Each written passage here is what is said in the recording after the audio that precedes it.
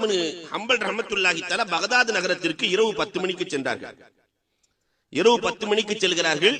ஒரு பள்ளியிலே போய் இஷா தொழுகலாம் என்று சொல்லி பள்ளிக்குள்ளே செல்கிறார்கள். மோதினார். அப்பதான் பவ்வாப் வாட்ச்மேன் அந்த கதவை பூட்டிட்டு இருக்கிறார்.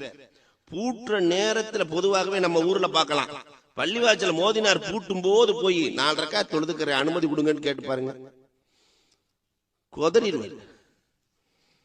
ஏன் காலை 4 மணியிலிருந்து விழிக்கிறார்.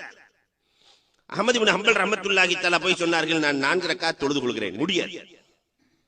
தான் அஹ்மத் இப்னு ஹம்பல் என்று சொன்னால் உலகமே அவர்களை பார்ப்பதற்காக எதிர்பார்த்துக் கொண்டிருக்கிறது, அமோக வரவேற்பு இருக்கும். ஆனால் இறைநேசர்கள் பெரியவர்கள் என்றைக்குமே தன்னை அறிமுகப்படுத்திக் கொள்வதில்லை.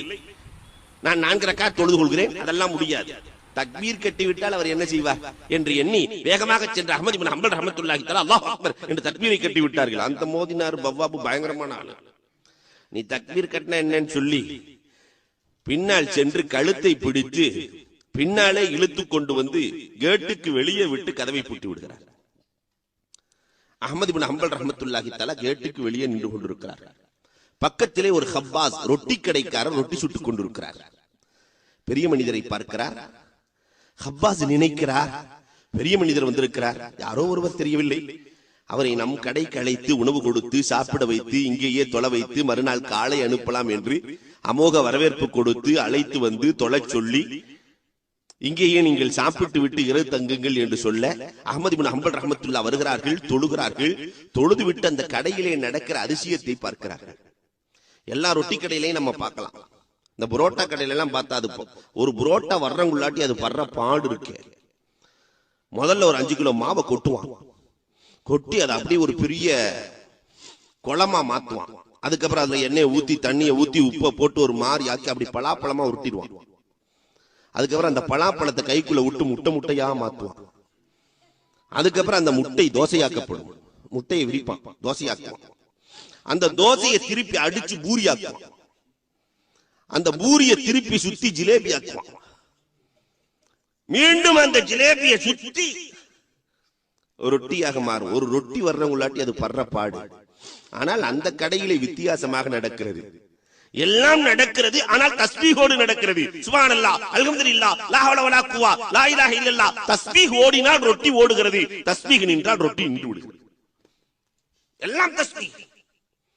அஹ்மத் இப்னு ஹம்பல் ரஹ்மத்துல்லாஹி தஆலா கேட்டார்கள், என்னங்க எல்லாமே தஸ்பீஹா இருக்கிறது, ஆனந்தமாக இருக்கிறது.